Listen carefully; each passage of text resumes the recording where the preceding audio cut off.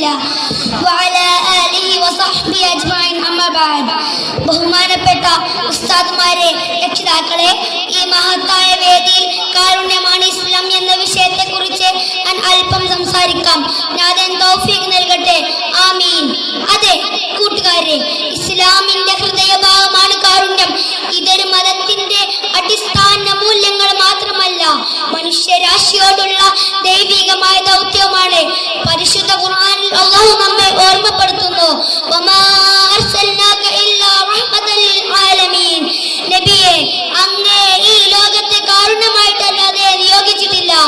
കാരുണ്യത്തിന്റെ മഹത്തായ അധ്യാപനങ്ങൾ ഈ ലോകത്തിന് പകർന്നു കൊടുത്തിട്ടാണ് അഷ്റഫുൽ ഖൽഖ് നബി മുഹമ്മദ് മുസ്തഫ സല്ലല്ലാഹു അലൈഹി വസല്ലം തങ്ങൾ ഈ ലോകത്ത് നിന്ന് വിടുവാങ്ങിയത്.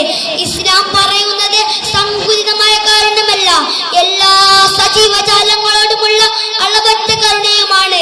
മനുഷ്യനോടും മൃഗങ്ങളോടും പ്രകൃതിയോട് പോലും ഇസ്ലാം കരുണ കാണിച്ചിരുന്നു. ഇന്നത്തെ കാലത്ത് ഇസ്ലാമിനെ തിരിച്ചറിയാതെ തെറ്റായി വ്യാഖ്യാനിക്കുന്ന പലരുമുണ്ട്. പക്ഷേ യഥാർത്ഥ ഇസ്ലാം എന്നത് വെറും ഒരു ആചാരമല്ല, ജീവിത ശൈലിയുമാണ്. കാരുണ്യവും സഹാനുഭൂതിയും തേജസ്സുമാണ്.